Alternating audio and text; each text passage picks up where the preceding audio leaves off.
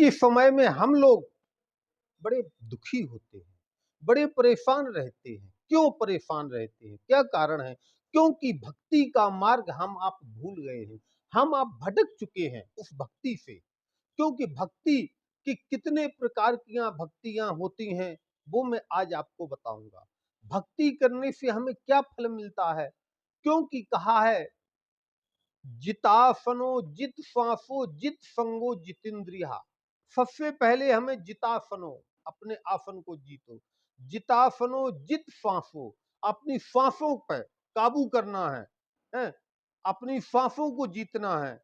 जितासनो जित श्वासो जित संगो जितेंद्रिया, अपने आसन को जीतना है?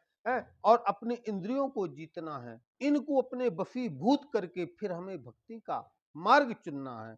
भक्ति 9 प्रकार की होती है, जिसमें पहली भक्ति प्रथम भगति संतन कर संगा, दूसर रति मम कथा प्रसंगा। जहां पर भगवान के नाम की कथा हो, चाहे वो कोई भी कथा हो, उसमें अपने बच्चों को, अपने परिवार को ले जाना चाहिए और हमें उनको अच्छे संस्कार देना चाहिए अपने बच्चों को।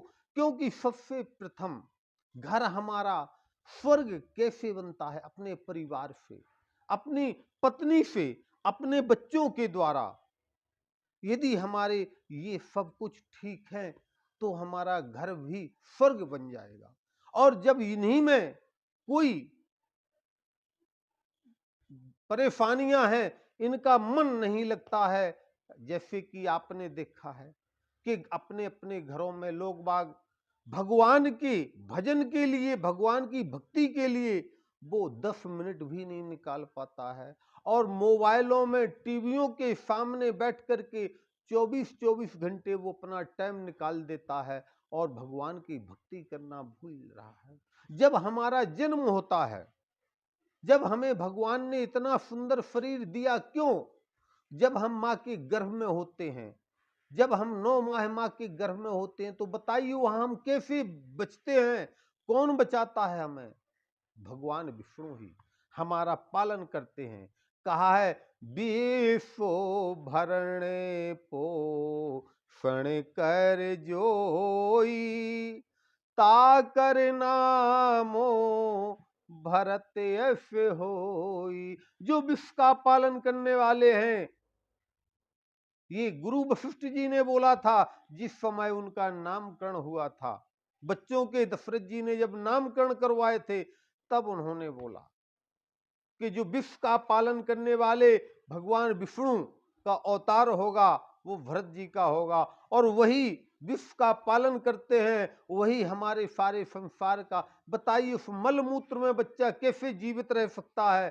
कैसे बच सकता है? ना उसे हवा मिलनी है, ना खाने को मिलना है, ना कुछ। उल्टा लटका रहता है गर्भ में और भगवान से प्रार्थना करता कि हे परमात्मा, हे प्रभु, मुझे इस नर कुंड से बाहर निकालो।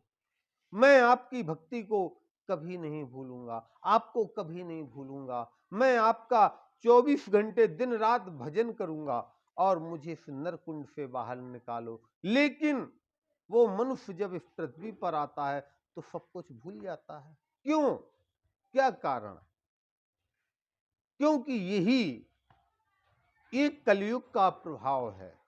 और कलयुग में बड़ा सुंदर भगवान ने लिखा है, गोस्वामी तुलसीदास जी ने बड़ी सुंदर अद्भुत बात कही है। क्या? कि कलयुग तरने उपाय न कोई, राम भजनो रामायण दो। इस कलयुग में मनुष्य को उतरने के लिए दूसरा कोई रास्ता नहीं है, केवल भगवान का भजन, कथा, रामायण, गीता का पाठ जो करेगा उसके समस्त कष्ट दूर हो जाएंगे।